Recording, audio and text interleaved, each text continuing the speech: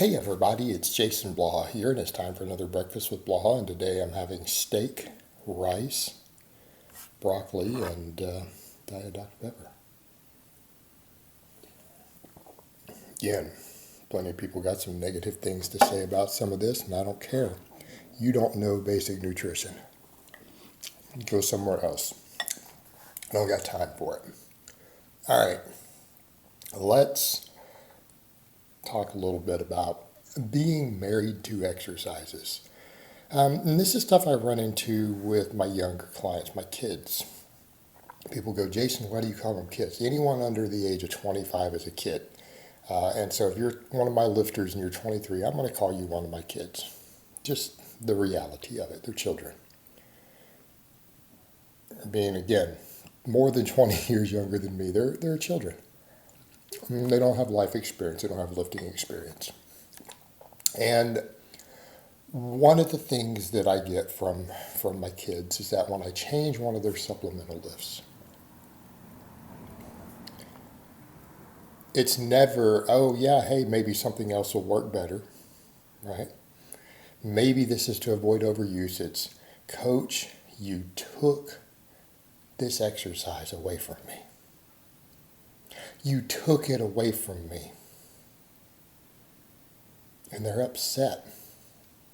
Now, people are thinking, well, I mean, was it their bench press? No. Mm-mm. I had a lifter who was getting a little bit of lat inflammation, like his insertion here was starting to hurt, doing chin-ups, and so we replaced them with rows. All right, I took that slot out with chin-ups and I put in an easier row that didn't stretch it as much in place of it. Right? I took his chin-ups away. One of my kids, I needed to increase his deadlift volume. It means more low back work. Right? He hadn't been doing reps on deadlifts. And we were going to go over to start doing actual rep work on the deadlift instead of just moderate singles. I had him doing singles at about 80 to 85% max. Singles. We needed to increase his volume. Well, he had been doing bent over barbell rows. Great supplemental lift to build that up. I went to replace it with one arm dumbbell rows. Coach, you took the rows away from me. Do you know how hard I worked to get strong at those? Do you know how hard and how long I worked at those? I'm like, well, you were doing them for 4 weeks and you'd never done the exercise before in your life. So yes, I do know how long and hard you worked on them. It was 4 weeks. All the strength I gained, it's just going to be gone. Just threw it away, just threw it in the trash dumpster. Now, you guys who've been lifting a long time are laughing, but you guys don't coach. You don't know how younger guys are. What do you have to do with a lifter like that? You have to explain to them, it's not how it works, okay?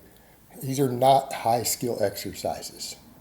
In other words, you're not going to lose your strength on that exercise. If you have built up to where you can row 100 pounds for 3 sets of 10, and you replace it with dumbbell rows and deadlift, right? Because then you're going to do more deadlifting. If your deadlift gets 10% stronger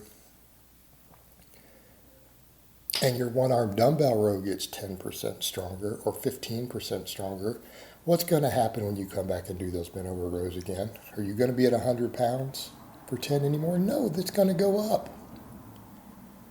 It's going to go up. Why? Because you gained muscle in all the muscles involved with the exercise. You don't get weaker when that happens. It's different if it's a very high technique lift. Okay, the bench press has a certain amount of technique. So does the squat. The deadlift, not so much. You can either deadlift or you can't. These are not technical movements. They're muscle mass based, and particularly your 10 rep sets. There's not as big of a skill component to 10s as there is doing 1 to 2.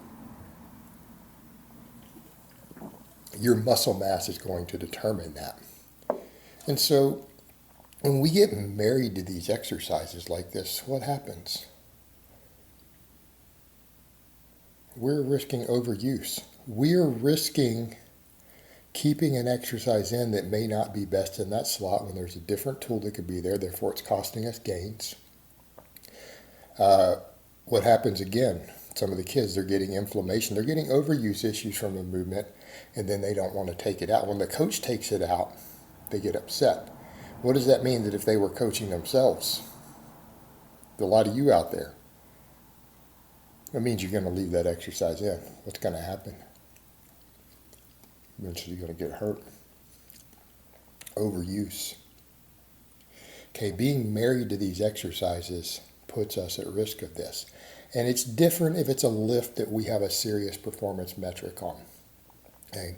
If you compete in powerlifting, and we're talking about your squat or your bench press, well, that's different, right? Because you have to be married to those exercises. Depending upon which training system you use, you have to.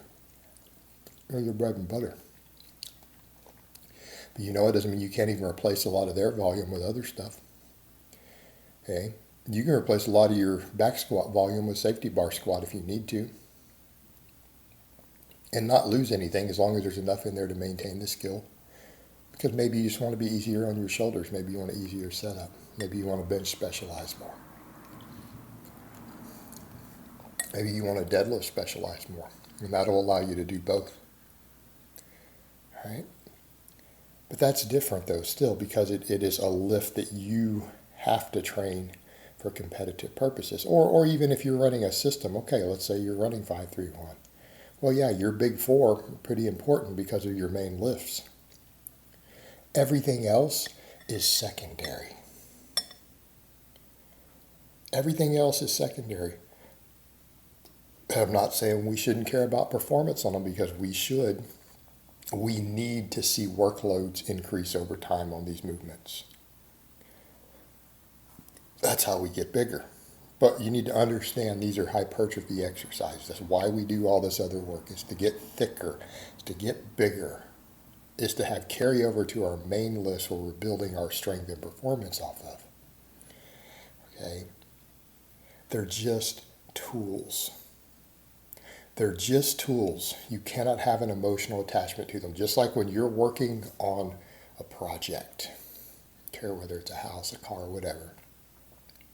Okay? You can't be married to that box wrench. Okay? You can't be if you have a speed ratchet that's going to be a better tool for that job. Or if you need to remove a screw, your ratchet might not be the best choice. You might need to use a screwdriver. But if you're married to that ratchet, it's your favorite tool, some dumbasses might try to take a screw out with it. All right, guys, but that's really all I have to say on that today. I hope it's been informative, and I will talk to you guys next time.